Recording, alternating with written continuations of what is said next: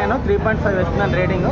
100% అయితే best cinema, అందరూ చూడొచ్చు, ఫ్యామిలీతో వచ్చి చూడొచ్చు. పండగ చూసే సినిమానేనా? దివాళీకి ఇది బెస్ట్ ర్యాంప్ సినిమా అనమాట. బట్ ఫాదర్ క్యారెక్టర్ అయితే ఇందులో హైలైట్ ఉంటుంది. బట్ ఫాదర్ ఎప్పుడు కూడా హీరోని వెనకేసుకుంటూ వస్తాడు. బట్ ఎందుకు అలా వస్తాడనేది మనకి లాస్ట్లో హీరో తెలుసుకుంటాడు. ఆ తెలుసుకునేటప్పుడు హీరో బాధపడే ఆ సిచ్యువేషన్ ఉంటుంది చూడు, అది మనకు గూస్ బంప్స్ వస్తుంది. 100% అయితే ఈ సినిమా మాత్రం ఫ్యామిలీతో చూడొచ్చు, 100% చూడొచ్చు. అంటే హైలైట్స్ ఏంటంటే హీరోయిన్ క్యారెక్టర్. హీరోయిన్ అంటే రివీల్ చేస్తున్నాను, ఓ సైకో క్యారెక్టర్ అనమాట. అది దాంతో హీరోకి వచ్చే ఆ గూస్ బంప్స్ ఉంటాయి చూసారా, ఆ ప్రాబ్లమ్స్ కానీ అవన్నీ అసలు పిచ్చ పీక్స్ ఉంటాయి. అది రియల్ లైఫ్లో అందరికీ వచ్చేదే.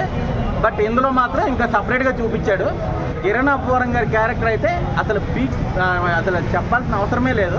100% అయితే ఈ సినిమా దివాళీలో పీక్స్ అనమాట. మనకి ఇప్పుడు 4 సినిమాలు రిలీజ్ అయ్యాయి కదా, అందులో ఇది ది బెస్ట్ అని నేను చెప్పొచ్చు.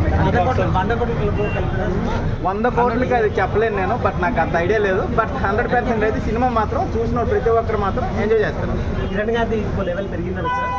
కిరణ్ గారి యాక్టింగ్లో విషయంలో మాత్రం ఇంకొక లెవెల్ పెరిగిందన్న. కా సినిమాతో పోల్చలేం, కానీ కా సినిమా కంటే బెటర్గా యాక్ట్ చేశారు ఇందులో.